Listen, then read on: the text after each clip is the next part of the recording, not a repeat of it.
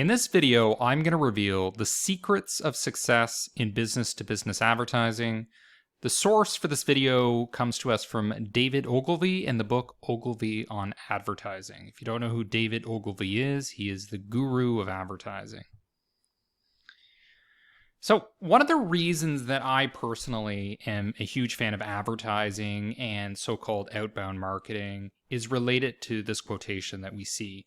And keep in mind, this is a very old quote. So when we're talking about dollar figures here, these have increased a lot due to inflation. McGraw-Hill tells us that the average salesman's call costs $178, a letter $6.63, while you can reach a prospect through advertising for only 17 cents. So often what we see in the business-to-business world is a hyper-focus on things like cold outbound outreach, cold calls, cold emails, very targeted direct response types of marketing, and people kind of laugh at broad-based things like television advertising, reach campaigns, which can be run through video and through images on LinkedIn, on Facebook, etc. And they say, well, that's not as measurable, it's not as tightly tied to sales, so why bother doing it? But the simple economics here that you can reach somebody for 17 cents, and I've run business-to-business ads where I'm only paying 1 cent to get a video view, you can see why it's just fundamentally what you have to do if you want to scale. If you want to get big, advertising is probably the single most cost-effective way to reach a lot of people. In other words, a very cost-effective way to grow. Now, what we do see in the business-to-business world is hyper-focus on content generation, which in my opinion is actually very expensive. And it's particularly expensive when you're actually calculating the unique number of people that you're reaching. It's much, much easier to reach a lot of people just doing advertising, and it doesn't actually require huge investment. So let's get into the specifics of what Ogilvy is recommending here. So B2B ad tips. Number one, make sure your promise is important to the customer. So often this requires actually interviewing customers, surveying customers. So for example, I use sentiment to do surveys in the business-to-business space to find out what people actually value instead of just guessing. So an example here is there's a company that assumed that prospects cared about the size of their business. I've run into this personally too, where businesses want to show off how big they are, but really customers just don't care. They care about more specific things like, is your business more responsive? What are the service levels? Things like that. Okay, so the promise has to be important. The other thing is that when you create a promise, more specific promises are better. So talking about percentages, specific percentages, time elapsed. So for example, you save X amount of time, a specific dollar value that's saved. These specifics are particularly important when you're trying to resonate with engineers, and engineers are very much interested in things that can be calculated. Third point here is testimonials, but not just generic testimonials specifically from experts and reputable companies. So if you're marketing to chemical engineers, and there's a high-profile chemical engineer at a top oil company, for example, that testimony will resonate with that audience, even though if you're doing like a mass marketing consumer campaign, that person doesn't have any credibility. Well, they will in this specific business-to-business context, and that's why their testimonial matters. All right, moving on to some more tips. Demonstrations of your product are good, especially when you're comparing yourself to competitors, and especially when it's a demonstration that the prospect can do at home or at the office or in the field or on the oil rig or wherever it is that they're using your product. So for example, being able to take a coin and scratch it and see that it's scratch resistant or it's this much thicker, stronger. You can also, in my opinion, do these demonstrations through video, which is very cost effective to do through something like LinkedIn or Facebook ads and with business to business.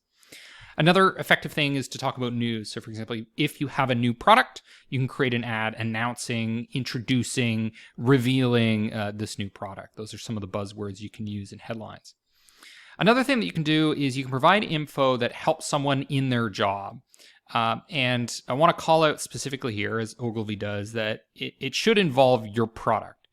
So my personal commentary here is that I see a lot of focus on content generation in the business-to-business space, which provides a lot of value for the prospect. So it gives them free tips, it gives them advice, it's useful information, but it doesn't actually sell your product. So you're not in the business of journalism where you're just trying to create value for the reader. You're also trying to sell your product. That's why this is important. You need to talk about your product. You need to be somewhat salesy. You can't just be in the whatever the prospect wants. It's also what you want as a business.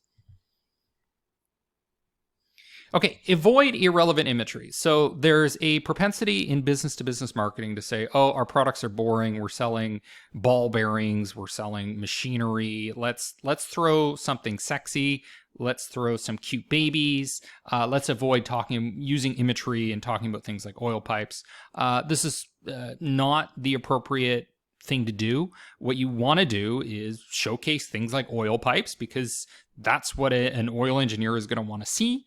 And the other important thing is that when you do have images, you want to have captions. You almost always want to have captions because the readership rates are just incredibly high with the captions of photos. People are curious about where the photos came from.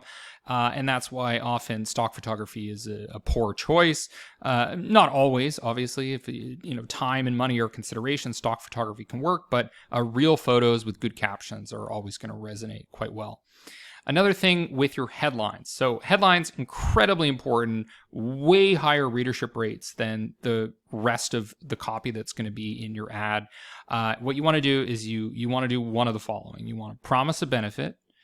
You want to deliver news, offer a service, tell a story, an important story, recognize a problem, or quote a satisfied customer.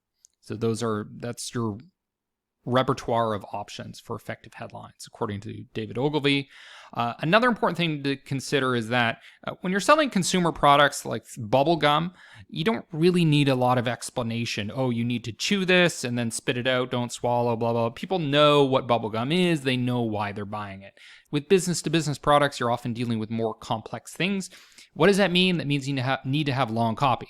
Now, are most people going to read all that you write? Absolutely not.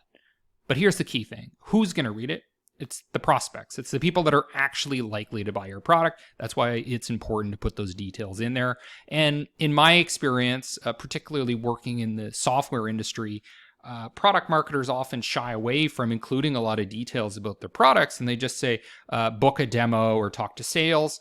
The sales gets on the call with these people, and then they don't have enough education about what the product does, what it is, has it addressed all their concerns and checkoff lists of what they need in a product? It doesn't. So we're basically wasting everybody's time. It's better to put a lot of product details up there so people know that it's going to be compatible, suitable, meet all the needs of the buying committee, for example.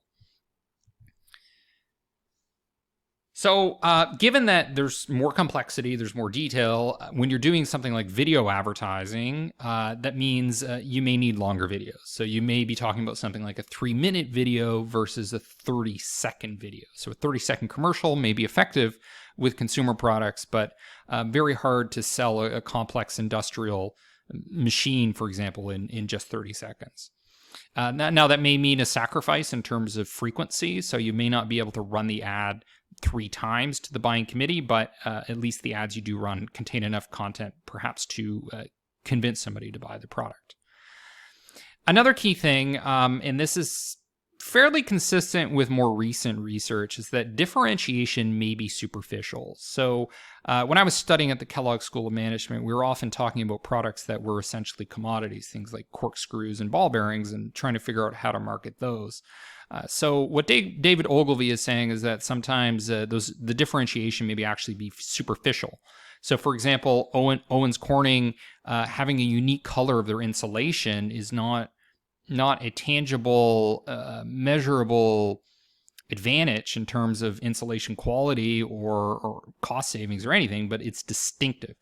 So this is consistent with the research that's coming out of the Ehrenberg Bass Institute that essentially shows that one of the most important things you need to do as a marketer, particularly in the long term when you're talking about brand marketing, is focus on distinctiveness and particularly superficial distinctiveness. So not fundamentally how you're different from competitors, but fundamentally, are you recognizable? And often the research would show that things like having a particular character a mascot representing your brand would be important. Now, in Ogilvy's example here, he's talking about the color. Color is a bit of a tricky one because it's often very difficult to own.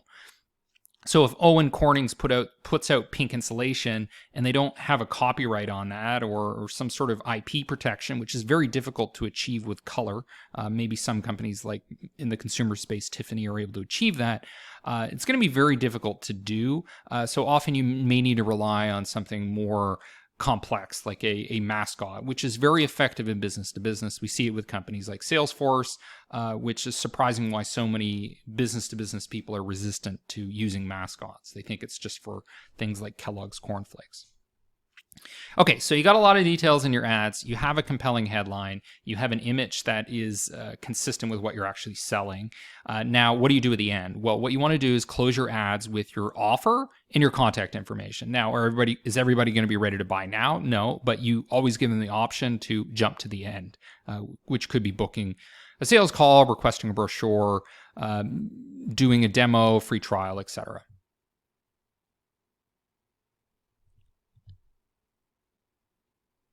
Now, one of the challenges with business-to-business advertising is you need to appeal to different groups of people. So there are going to be the people that are very interested in the details. So these may be the engineers, for example, and the middle management. But then there's the top management. So we have people like the chief executive officer, chief finance officer, perhaps some directors and VPs. So how do we appeal to these people? Well, they're not going to care so much about those nitty gritty engineering details, how compatible X and Y are, how they integrate 3 different systems, blah, blah, blah. What they're probably going to be more interested is the broader benefits. So things like cost savings in particular. So when I was looking at the research at the Kellogg School of Management, cost savings was particularly important with industrial marketing. The reason being that if you're able to save a company money, reduce their expenses, that immediately goes to profit, right? You cut the expenses, profit immediately goes up, goes directly up. However, if you increase the revenue, that doesn't have a direct impact on the profit. Or not a sizable impact. The reason is because when you increase revenue, there's often cost of goods sold, other things that go up as well.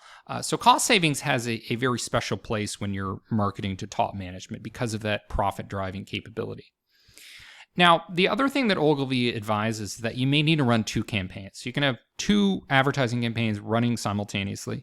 Now, in Ogilvy's day, we're talking more about direct mail, television, industrial magazine print ads, but it's just as easy to do these when you're doing something like a LinkedIn business-to-business ad. You just have 2 clusters of audiences, 2 separate campaigns, one going to senior management, one going to middle management or to the product managers and engineers.